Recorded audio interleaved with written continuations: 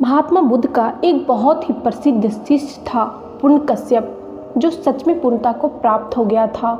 जब बुद्ध को उस शिष्य पर पूर्णतः विश्वास हो गया कि अब सच में इसे कोई चीज़ परेशान नहीं कर सकती, तब महात्मा बुद्ध पुण्यकश्यप से बोले, अब तुझे मेरे साथ जगह जगह जाने की ज़रूरत नहीं है। अब तू खुद में ही पर्याप्त है।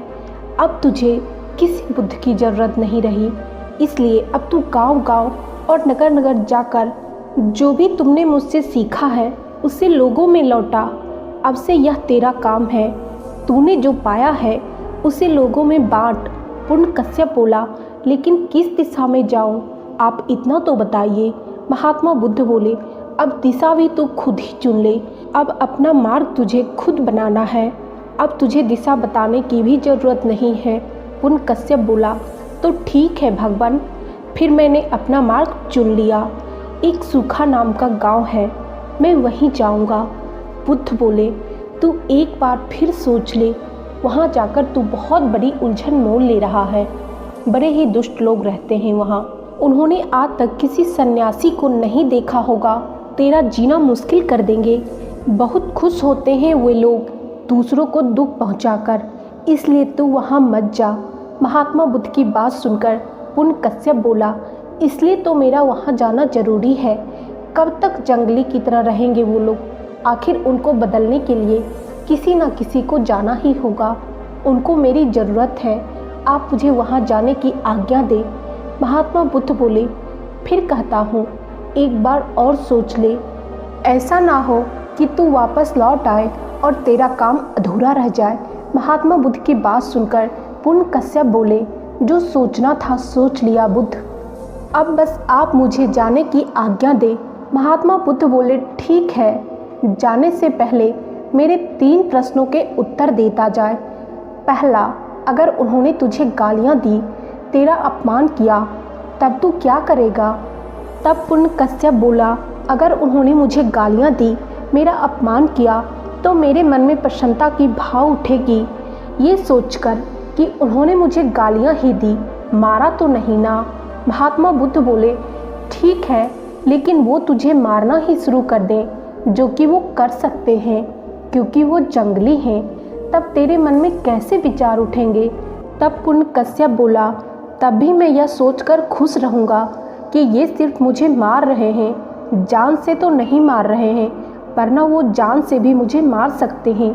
महात्मा बुद्ध बोले, अगर उन लोगों ने तुझे जान से ही मार दिया, तब मरते वक्त तेरे मन में क्या विचार चल रहा होगा? पुण्यकश्यप बोला, ये बात आप मुझसे पूछ रहे हैं, आपको तो पता ही होगा। मेरे मन में चल रहा होगा कि मैं कितना भाग्यशाली हूँ। उन लोगों ने मुझे उस जीवन से छुटकारा दिला दिया जिसमें ना जाने कितनी गलतियाँ हो सकती थी। यह सुनकर महात्मा बुद्ध बोले, अब तू जहाँ जाना चाहे तू जा सकता है। अब तेरा कोई कुछ नहीं बिगाड़ सकता। अब कोई तुझे गालियाँ नहीं दे सकता है। अब कोई तेरा अपमान नहीं कर सकता। अब तुझे कोई मार नहीं सकता। ऐसा नहीं है कि वो तुझे गालियाँ नहीं देंगे, हो सकता है उनमें से कोई तुझे जान से भी मार देंगे, लेकिन अब वो तेरे शरीर को सिर्फ मार सकते हैं, तेरी आत्मा और तेरे मन के साथ कुछ नहीं कर सकते। सारा खेल मन का है कि कैसे हम इस दुनिया को देखते हैं, अपने अंदर कैसे विचार पालते हैं।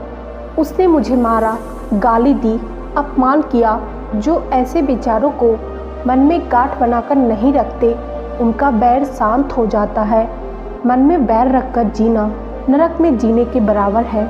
मन में किसी के प्रति शत्रुता रखकर जीना ही नरक के समान है। दोस्तों, स्वर्ग और नरक जैसा कुछ नहीं होता। शत्रुता में जीना नरक और मित्रता में जीना स्वर्ग है। जब हम सारे जगत को मित्र की तरह देखते हैं तो ज़रूरी नहीं कि सारा जगत हमारा मित्र बन जाए, लेकिन हमारे लिए सारा जगत मित्र की तरह होता है। अगर कोई हमसे शत्रुता करेगा तो वो शत्रुता उसके मन में होगी, उसका दुख उसे पहुँचेगा, हमें तो दुख होगा ही नहीं। महात्मा बुद्ध ने कहा, इस संसार में शत्रुता से शत्रुता को कभी मिटाया नहीं जा सकता। शत्रुता को मित्रता से ही मिटाया जाता है।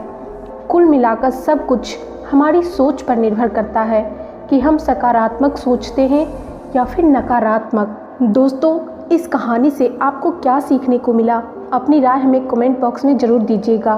और हाँ, चैनल को सब्सक्राइब करके बेल आइकन ज़रूर प्रेस कर लीजिएगा, ताकि हमारे चैनल पर जो भी वीडियो अपलोड होगी उसका नोटिफिकेशन आप लोगों को मिलता रहेगा। आज के वीडियो में इतना ही, मिलते हैं नेक्स्ट वीडियो में, तब तक के लिए धन्यवाद।